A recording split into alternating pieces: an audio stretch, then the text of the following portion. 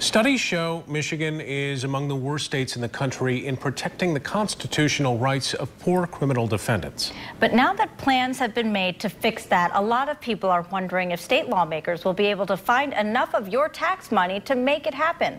Target 8 investigator Susan Samples has the story.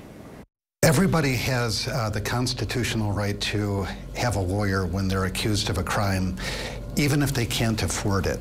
Michigan lawmakers created the Indigent Defense Commission in 2013. The goal, a set of minimum standards for all lawyers appointed to defend the poor. It's hard to debate that people charged with a crime are entitled to things like meeting their lawyer early in that process and having a confidential place to gather and to make sure that that lawyer is properly trained to represent them. Below the minimum, there's a serious question about whether we're meeting their constitutional right. Counties and courts have submitted 132 plans to show how they'll make it happen and how much it will cost. The initial total, an additional $87 million.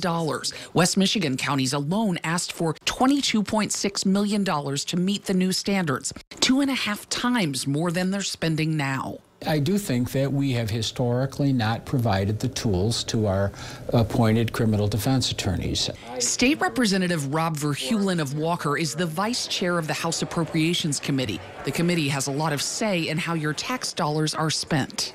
We need to make sure that folks are adequately representative, but I also want to make sure that we're doing it at the lowest possible cost to the Michigan taxpayer. But there is concern that even if lawmakers can find the money to pay for the changes this year, they may not be able to find the funds in future years.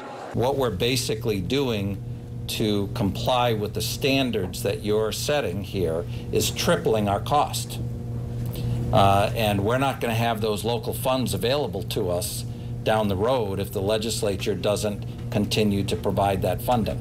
This is not a one and done kind of thing. Once we create the beast, we have to feed it. Verheulen says he's confident the state will find the money needed to protect people's rights, but it won't be $87 million. We probably do not have as much flexibility in this area as we do in other areas of spending, and that's because of the constitutional obligation. As for the commission, it knows it will have to defend the plans to lawmakers. Last week it met and sent most of the plans back to the counties looking for more details to justify the costs. We're talking about constitutional rights of our citizenry, but we also need to know that we can carry those plans before the legislature with a defendable request that they be funded. In Lansing, Susan Samples, 24-Hour News 8. A second set of standards having to do with caseloads and how much lawyers get paid is currently up for public comment and could be approved as soon as this summer. Those standards are sure to raise the cost even higher.